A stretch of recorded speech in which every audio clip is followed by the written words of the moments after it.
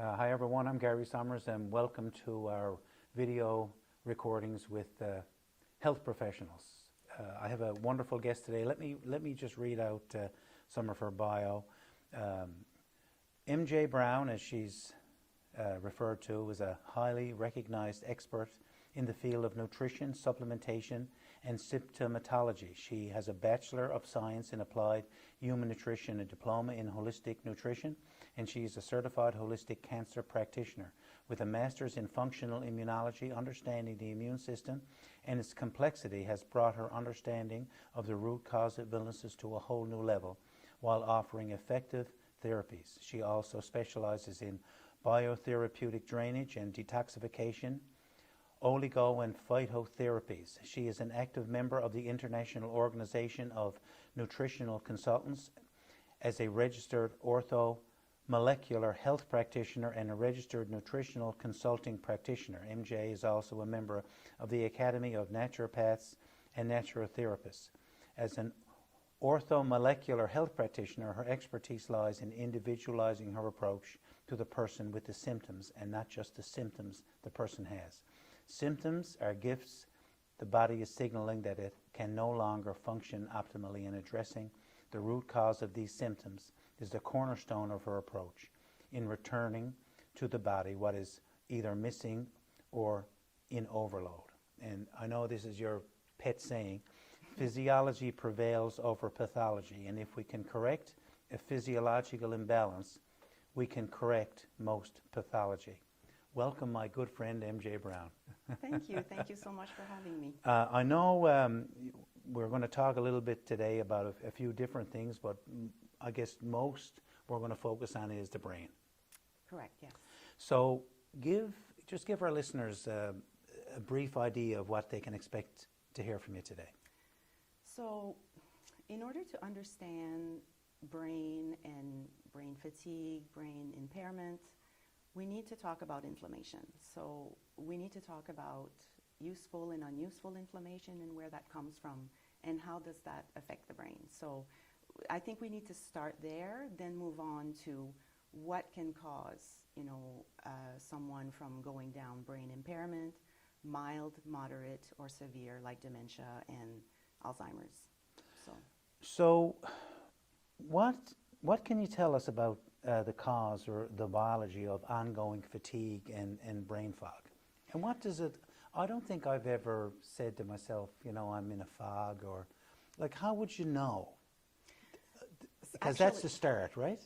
Well, it definitely is a sign because, and in my practice, that's probably one of the first complaint I hear is brain fog and fatigue.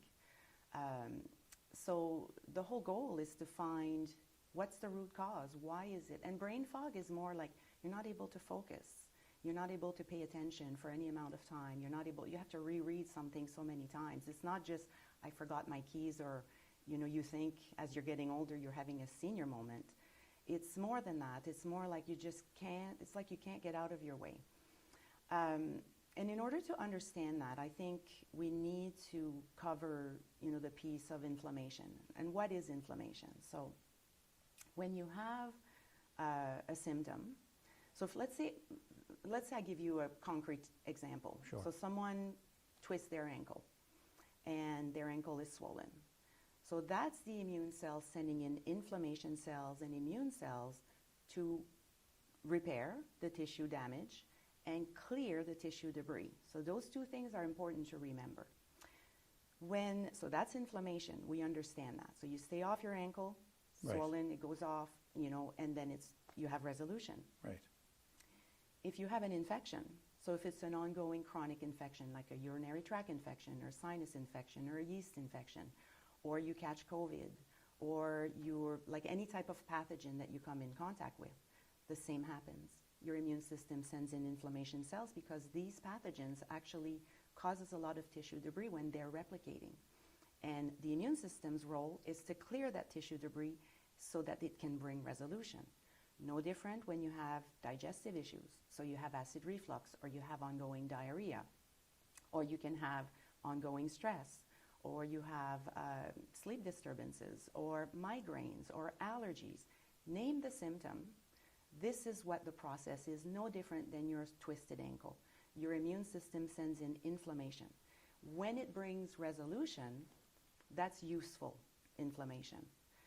When you don't have a resolution and you continue with your chronic symptom, that's unuseful inflammation, because if the pathogen is there and your own immune system can't clear it, it'll continue sending in the troops. So now, ongoing inflammation, what we need to understand is inflammation doesn't stop at the neck. It affects the brain. So body inflammation equals brain inflammation. So when you have resolution, that's okay. But it's when you have chronic of any of these issues that you have, which is most everybody. What would you consider chronic? A 1 month episode, 2 months? How long does that have to extend before it's if it's not resolved? So that would be a deeper issue, right? Right. Chronicity is more than a month. Chronicity is you need to go on medication, and medication is oftentimes needed, but you need to be able to come off medication and your body now doesn't get back into that chronicity, because medication is just something to address the symptom, which is what a lot of people want. But the chronicity of inflammation will not stop.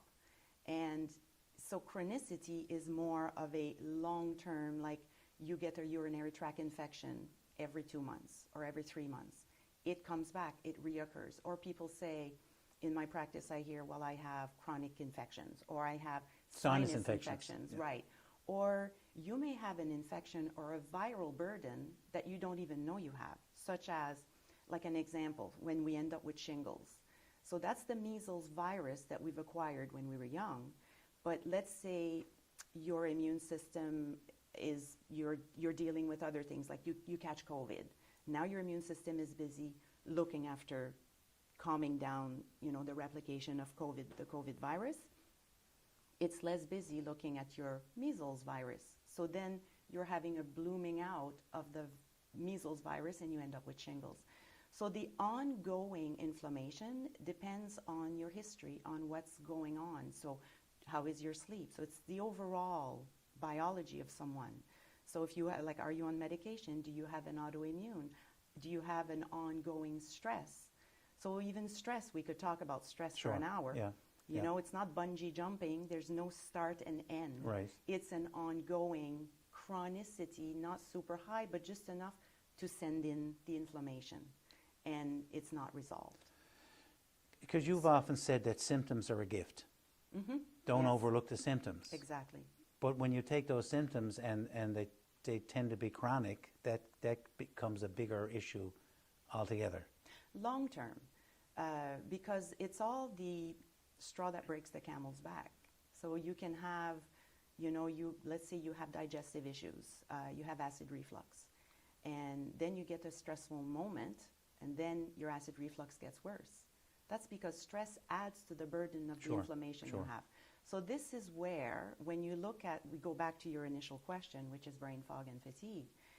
When you have a brain that's inflamed, the brain needs to harvest energy in order to function optimally.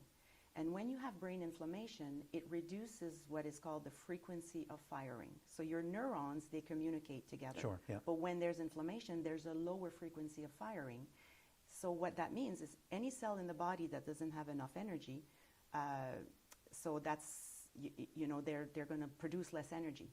But the brain that's inflamed will have a lower frequency of firing. So then what happens is everything slows down. Right, okay. And then you get fatigue, and then you have that brain fog. It's like you're not able to lift from underneath, the veil of the inflammation. Okay. I got so many questions, questions here to ask you. Concussions. Mm-hmm. Concussions is certainly affecting the brain. Would there be other specific events that can damage the brain from functioning? Right. So when you look at a concussion, like a traumatic brain injury, that's clear. Like in the literature, in the studies, they show that you have tissue damage, brain tissue. So the inflammation is real. So now you have to reduce the inflammation because you don't want now your immune system from taking the tissue debris and presenting it to your to make antibodies to your T and B cells or your adaptive immune system. So that is a very big factor to look at. Now that's, you were going to say something? No? Yeah, I was going to say, because, no, anyway, go ahead. No, I won't interrupt you. Because, so when your immune system is fighting that, it's compromised to fight off something that is more severe? It's, well, you're breaking it down to a point where it can't be effective because it's on overload? Well, and that's how you look at the immune system. So if you're having 5 different issues, let's say you have digestive issues, you're not sleeping, you're stressed, and you know you catch COVID, or you catch an infection. Now your immune system has 4 things to surveil. The surveillance is a lot more diluted. So that's when people, you're either able to, like, when people say, I'm going to boost my immune system, well, the immune system is complex. It's like a football team. There's not just one part. So which part? So when you look at brain and you look at brain inflammation, body inflammation equals brain inflammation. So whenever you look at brain inflammation, both go together all the time because it doesn't stop at the neck. Okay. So whenever you have seasonal allergies or migraines, let's say I talk about migraines for a minute. So migraines is a big trigger, can be hormonal, but a big trigger is histamine. So someone that has a diet high in histamine, like the antihistamine, when you have seasonal allergies, no different. That can reflect as migraines. So you have to reduce the histamine load in order to address brain inflammation and in order to calm the migraine or the symptom. So it's all about addressing what's going on in the body to reduce brain inflammation. The end goal is to reduce brain inflammation. So if we're talking about brain fog and fatigue and dementia and mild cognitive impairment, and just last week on the news, they were talking about in less than 10 years there will be over 1 million Canadians that will have some form of dementia. That's a scary number, but you don't catch dementia. That's something that is in your history, in your biology, over 20, 30 years. So this is where you look at what is going on in the body that affects the brain. So that's how. And we never, we talk about keeping ourselves healthy, but we never really talk about what is good, healthy food for the brain. And what is healthy for someone may not be healthy for someone else, because you're looking at spinach and tomatoes and citrus fruits, they're all healthy, but for someone with a histamine intolerance, they won't do well with those foods. They're very high in histamine. So this is when you have to assess the whole biology in order to get to the root cause of the brain inflammation. So to go back to your concussion, I want to say something about that particular piece, because when you have TBIs, traumatic brain injuries, concussions, your brain debris, like tissue debris in the brain, is highly inflammatory to the gut, because you have the vagus nerve that is connected to the digestive tract. The gut loses glutamine with someone with TBIs. So when you lose glutamine, that's an amino acid that seals the digestive tract. So now you have a compromised digestive tract, and people with TBIs often have digestive issues. So they'll have, so because it's porous and it's compromised, they start reacting to foods. So now people say, well, I can't eat this because every time I eat this, I have to run to the bathroom, or I have severe pain, or I have, bloating. So their gut is compromised with TBIs. So that's the connection with the brain and the body.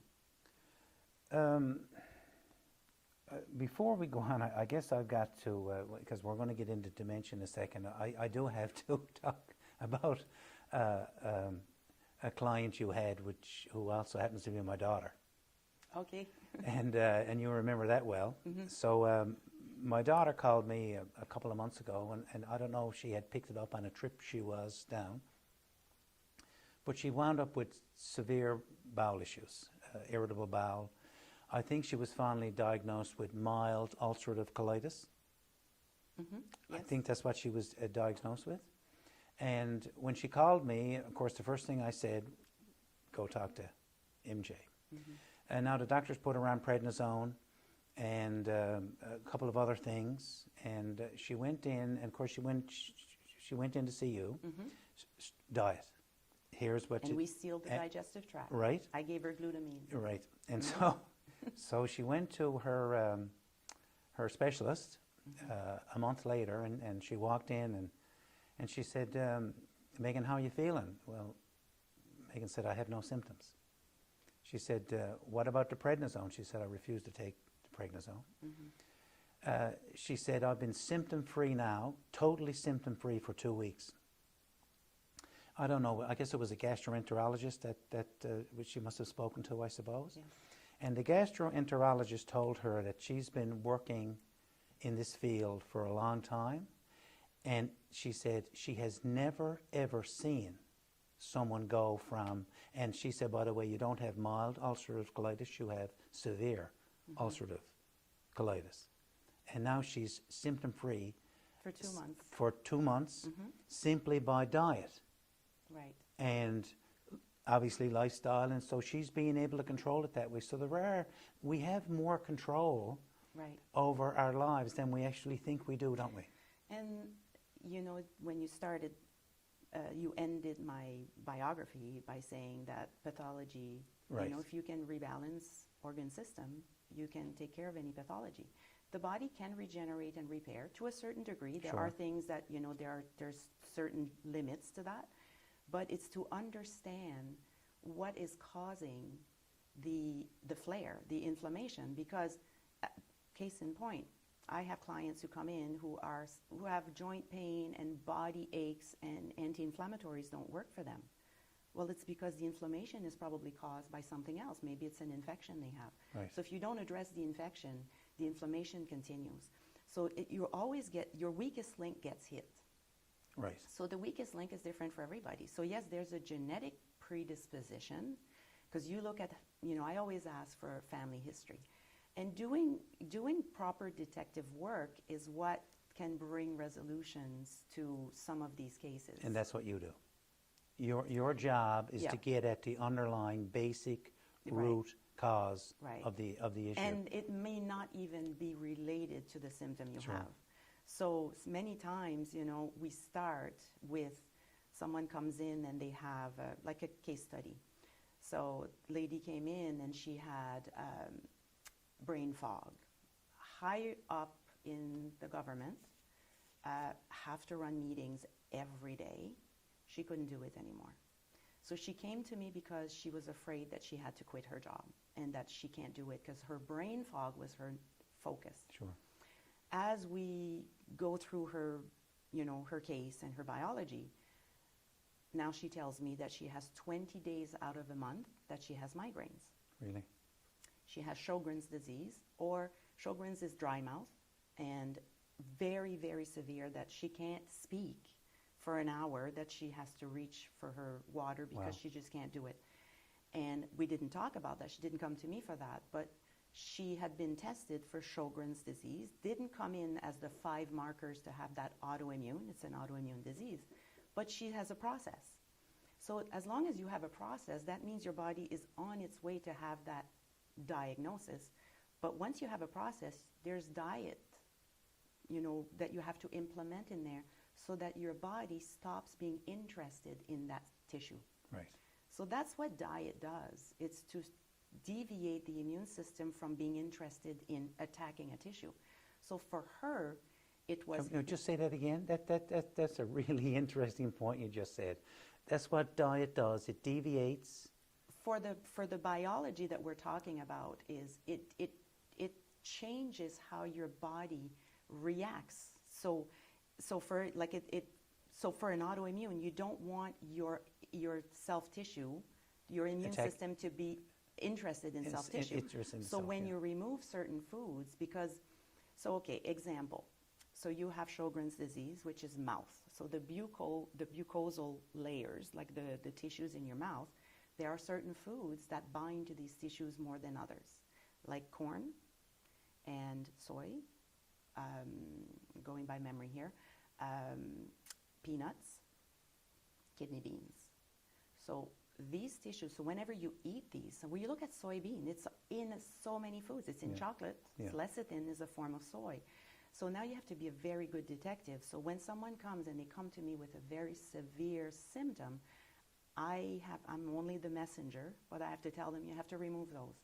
Because once we remove those, because these foods, they bind, they're called agglutinin, they're lectins, but they're lectin-agglutinin for these specific tissues.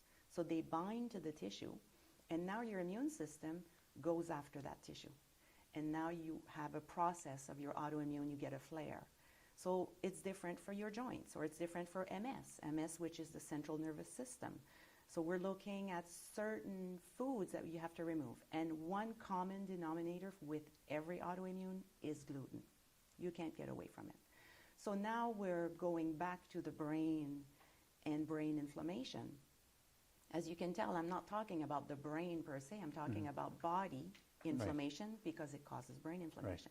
So to go back to my case study, this lady, severe migraines on very, very high dose of a very toxic medication. She gets Botox injections, still doesn't work. She doesn't leave her house to even go to the store without her medication in case she gets a severe migraine. Sure. And she has psoriasis. She has joint pain. She's gained about 50 pounds in the last 3 years. She doesn't really understand why. So now we started addressing all these symptoms. So what can I do for her migraines and psoriasis and anything? She has seasonal allergies. So I know that's a histamine component. So we address that. I know that her psoriasis, that's an autoimmune, like the Sjogren's. We address that with diet. Then there's supplements. So we need to, depending on the case, depending on the severity, we need to change the environment in the body so that we can get her out of that ditch. So she's in the ditch right now. And she needs support. So she needs diet and supplements, but very specific supplements at a very specific dose to get her out of that ditch. And my role and my goal is to get her 15 feet away from the ditch so that if she does slip, she's not in the ditch. Right. So with her today, we're about 8 months now since the first day she came. This particular individual, she did not see the importance. Maybe I didn't explain it clearly enough in the first consult. But it took her a few months to really go diligently with everything. And once she did, within a month, she didn't have any more migraines. Wow. And that woman had been suffering from migraines for over 20 years. So now her migraines were gone. Her psoriasis had calmed down. She had no more joint pain. She had lost about 25 pounds at that point. And she didn't have any, like her brain fog was not even on the radar anymore. So now she is not thinking that she has to quit her job. And life is, now she says, I have my old self back. Those were her words. Simply by getting to the root cause, balancing her diet with... To her biology. To her biology, right. Because I remember many times I'll see an ad on TV about, immune system booster. Oh. And of course I'll send you a note and I'll say, MJ, is this any good? You say, do you remember what you say to me all the time? It depends. It depends. It depends. Which part of the immune system are you wanting to boost? It depends. And so it just to the point of, you see a supplement or you go and you just pick it. It might work for you, it may not. Exactly. Right. It's a shot in the dark. And the thing with people with supplements, and supplements can do a lot of damage because let's say, you take a supplement and you're on it for 15 years. Well, you could have great results in the first 2, 3 months, 6 months, but then you're swinging the pendulum too far because our body accepts nutrients, and those are all the nutrients in supplements, via receptors. But these receptors are promiscuous. They can accept other things. So you're looking at someone who drinks 5, 6 cups of tea every day, as an example. That's high in copper. Well, copper and zinc have very similar structure. So they use the same receptors. So now you're at risk of being zinc deficient. Oh, wow, And you wow, need okay. zinc to make acids for your stomach for proper digestion. And it also helps with your white immune cells. You're immune to fight viral and bacterial infections.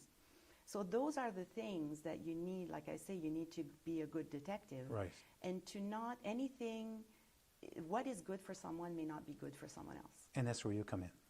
Because we can't, ourselves, we can't Right. be detectives. We just don't know what we're looking for. Right. I mean, you know, you see a leak in the ceiling, you can go up and you can patch it, but that's not where it's coming from. It's coming from somewhere else. So you can do That all is- that patching you want, Right? and then the water runs somewhere else because you patch that up, then you patch that up, and then you go somewhere else. And It's funny you use that example because when we talk about dementia, whether it's Lewy body or aphasia or Alzheimer's disease, they all hit the brain in different parts. The example I give is when someone comes in with these impairment and there's these very severe, debilitating, impairments, I tell them, look at your roof, that you have 36 holes in your roof, and if you patch 6 and it's raining, well, it's still going to come in. right. We have to address every bit of the biology of that person in order to move the biology forward towards improvement. So that's the whole thing, if we're getting into the dementia and the severe brain impairment and how we can look at them and how we can have success with them is, and that's why medications have not really been successful, because what they do is They just mask the symptoms. well, they address one pathway, one hole. They only do, for instance, Alzheimer's disease is amyloid plaque deposits. Well, that's a natural in the brain. In the brain, and that's a natural process of the brain. We all deposit amyloid plaque because that's a way to protect the brain from inflammation. The difference between someone who has Alzheimer's disease and not could be many. It could be, yes, you have a genetic predisposition, you have the ApoE4 gene, but you need to trigger that gene. That gene doesn't just get triggered. Everybody doesn't have that gene. No, you can be and you have 2 copies, either ApoE2, ApoE3, ApoE4. But and then we'll ask the history, do you have any other family members with Alzheimer's disease? But assessing Alzheimer's disease, like plaque deposits, is we all deposit plaques, but those who don't have Alzheimer's disease we're efficient at clearing that plaque every day. So when you look at Alzheimer's disease, you talk about type 3 diabetes. Type 3 because insulin is a factor, and it's a big factor in Alzheimer's disease.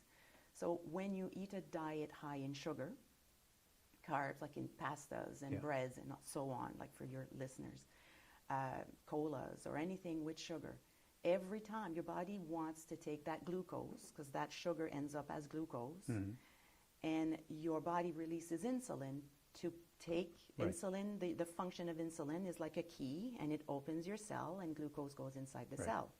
When you have type 2 diabetes, you've kind of run through that mechanism, and now insulin doesn't go down. It gets released and released and released until you take medication to flush out, or you take extra insulin. But insulin itself is very inflammatory to the brain, and insulin will go up in the brain.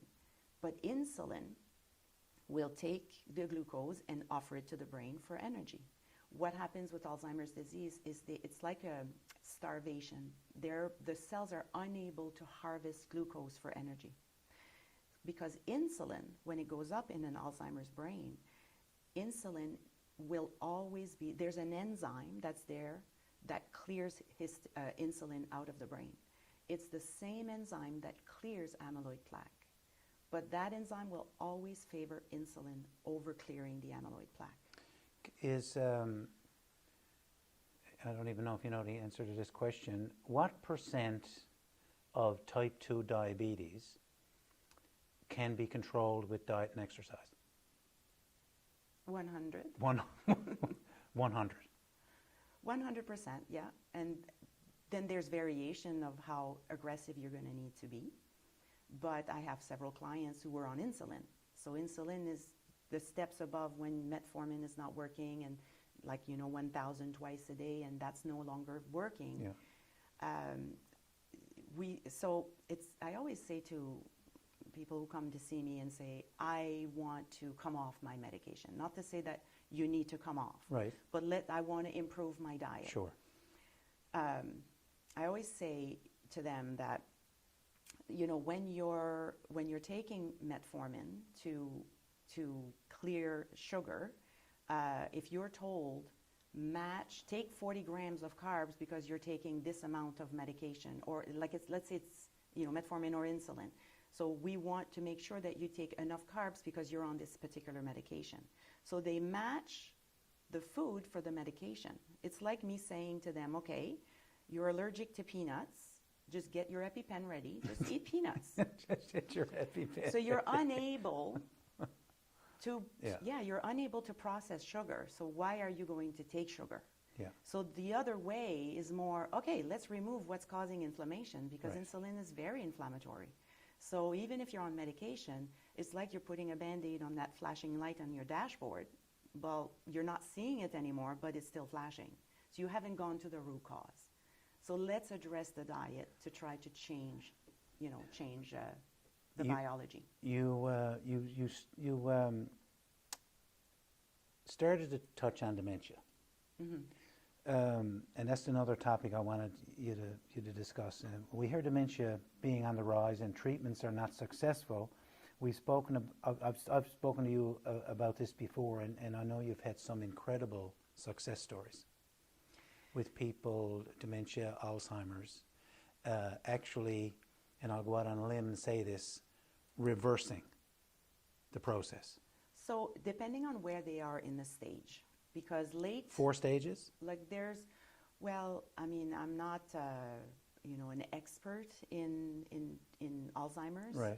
I look at the biology, Yeah. and I always try again, going back to everything we've been talking about since the start, is to rebalance all of these imbalances that causes inflammation. So the stages, they're categorized in the symptoms. How far, where are you on your path of this, deterioration? The more the symptoms, the farther on Right. the path you're on. And they have, there's a scale of symptoms, and then it says early or middle, and I've had clients that came in the earlier the stage, the better the success. Sure. As they're going, because the brain, it's like you got to look at, when you're born, you have an ice block, that's your brain, and you chip at it, so you're losing neurons, and now you're kind of like shaping the brain, and you're connecting the brain, and now you're able to make better connections. So as the brain is aging, then you have the cognitive function increases. But you don't want to get to a point where you chip too much away, Right. because then you can't put it back. Right. And that's the whole thing with brain impairment. There's a way where you can kind of slow down, and you can keep them. Let's say it's a moderate place where they're if it's, let's say, Alzheimer's, like aphasia, like that's a different part of the brain where it affects the speech. I've had clients who came in with aphasia.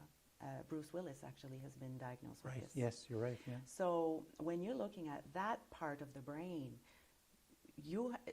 it's like 36 hole in your roof. You have to look at that particular person coming in. What are their medications? What are their existing diseases? What are their imbalances? What are their digestion? Where is the stress? Are they sleeping? All of these points have to be addressed. So I've had clients came in that could not answer the phone anymore. And after we've done 2-3 months, because it takes time to harvest energy, so we have to change the diet. So if they're not able to get glucose for the brain, that's Alzheimer's disease specifically, you have to give them another source of energy, and that's ketones. So the ketogenic diet is extremely useful for brain impairment, because the brain can get glucose, but it's unable to use it. Okay. So when it's not able to use it, then neurons die. They need energy. So you don't, and then now you have, like, another thing too, like I'm jumping here and there, but the immune system, the biggest organ that has the biggest immune system is your brain. And they're called microglial cells. So your microglial cells, they're there to the same, going back to that sprained ankle, clear tissue debris, munch on dead neurons, get them out of there so that you can make place and reduce inflammation. But when you have ongoing inflammation, like someone with a brain impairment, now you're having a lot of inflammation. And these microglial cells, they start making mistakes and they start eating live neurons. And that's what you don't want happening. So that's what happens with someone with 20 years of migraines and ongoing recurring infections, like someone that has a urinary tract or a sinus infection and you just like live with it. Right. You know, it's just like a way of life. I've been on antibiotics 30 times. It's just not working. That's another topic altogether with, you know, bacterial, how they work. Sure, yeah. But you have to address all these points in order to move that biology forward. So there's a point in time when, and we have to be realistic with the goals, there's a point in time when you've chipped too much on that block and we can't expect to have reversal. But early on, when you're noticing that, oh my gosh, I can't, it's not every, like a moment that you don't remember something, that's one thing. But when your loved ones start noticing, and you'll notice yourself, and there's also that stigma that you don't want to be associated with you're losing your brain function. Right. But even that's another part of another discussion. So brain fog, are we saying that that's kind of early stages of...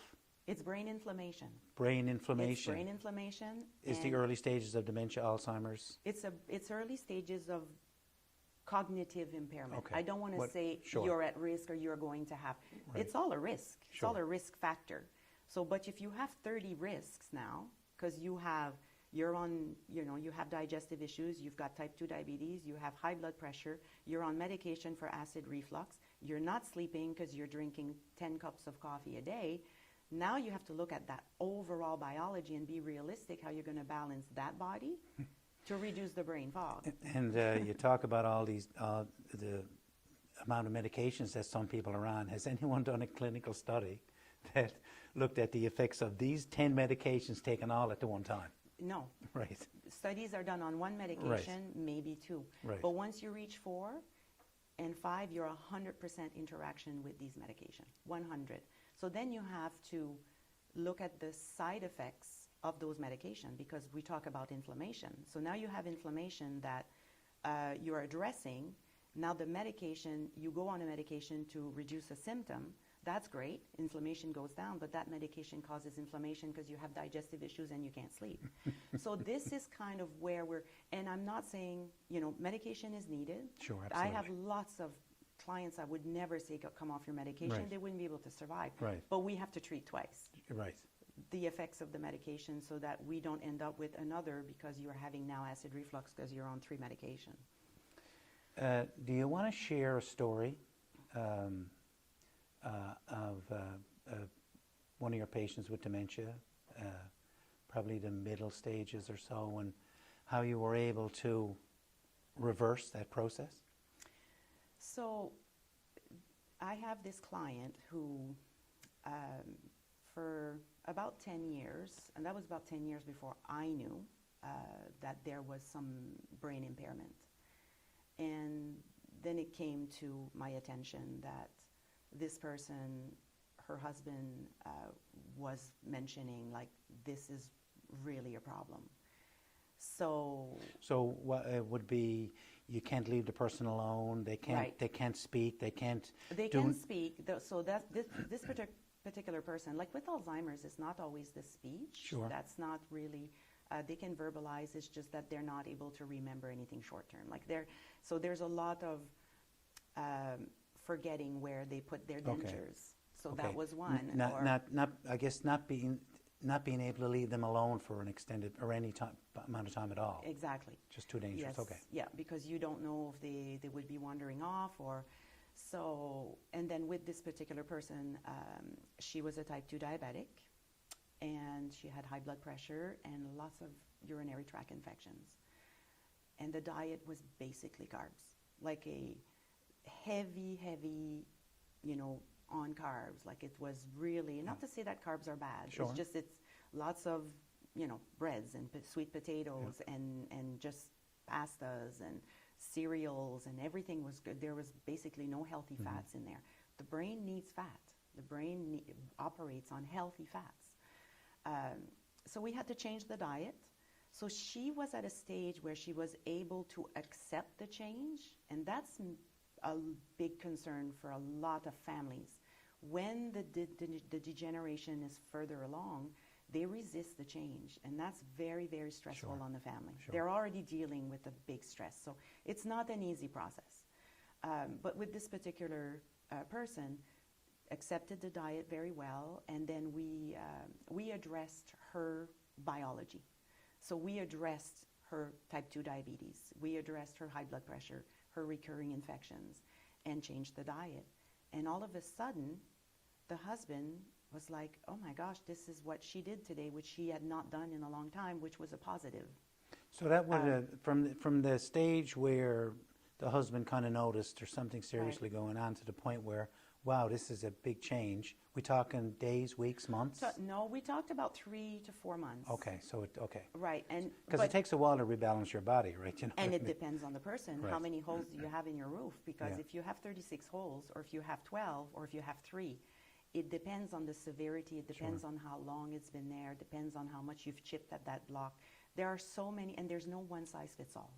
And that's why, you know, the success with the drugs have not been what we would want it to be, because it's not just a matter of clearing amyloid plaque it's what's causing it in the first place. So was that what the drug does? Tries to clear that plaque? Well, there's been so many trials and so many, you know, there's not one medication for Alzheimer's that's got any major success. So you go on a medication, and on the particular medication that's recommended now, and it's going to be, you know, improvement for about 6 months, but then there's a rapid decline. Okay. So we have to address the whole biology in a much bigger way than just removing amyloid plaque. What's the cause? Where does that come from? So what we were able to do with this particular person was we were able to maintain her for about 7 years at that state. So Sure, she was living with Alzheimer's, not dying from it. exactly. And now, you know, sadly, there's been decline in the last 3-4 years, because there's only so much you can How continue. old is this person?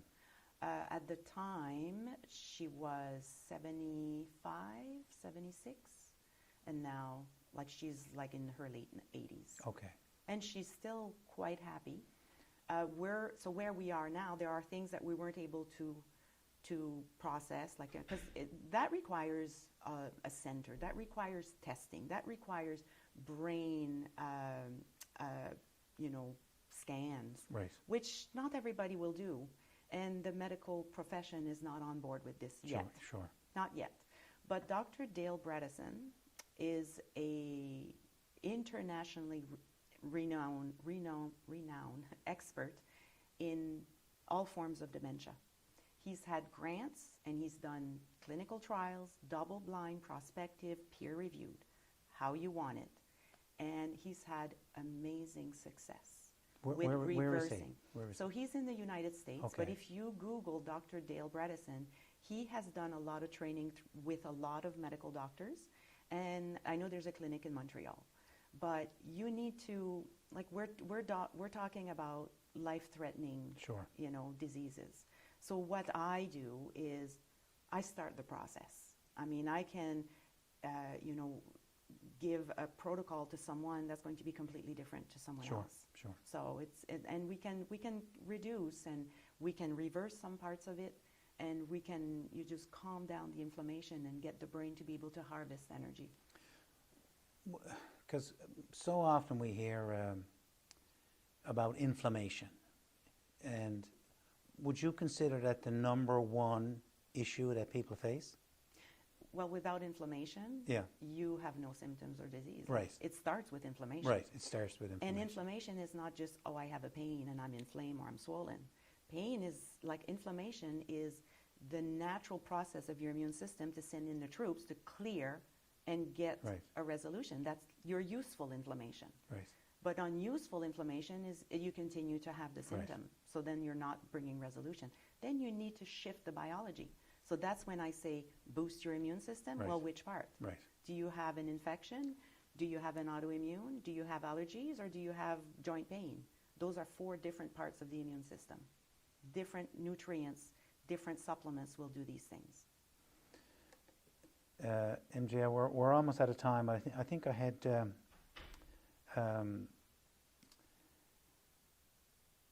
we talked about dementia. We spent a bit of time on Alzheimer's.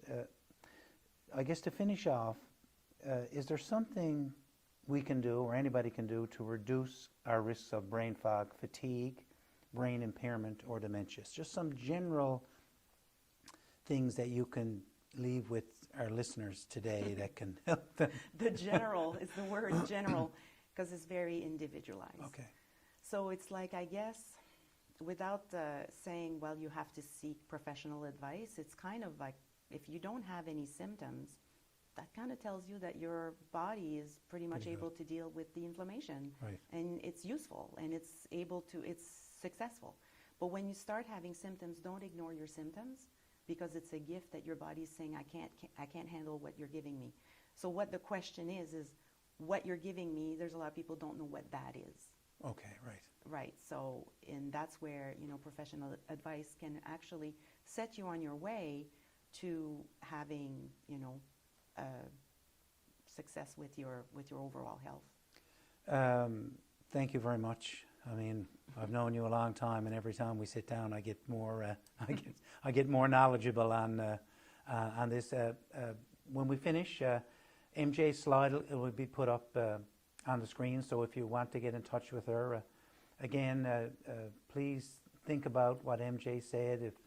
If you're being presented with various symptoms, chronic inflammation, that's the time to really sit down and address that before it turns into something that's a little more serious. Again, thank you, my friend. You're welcome, and thank you for having me. That's it for this interview. We'll be back with another interesting guest. Bye-bye for now.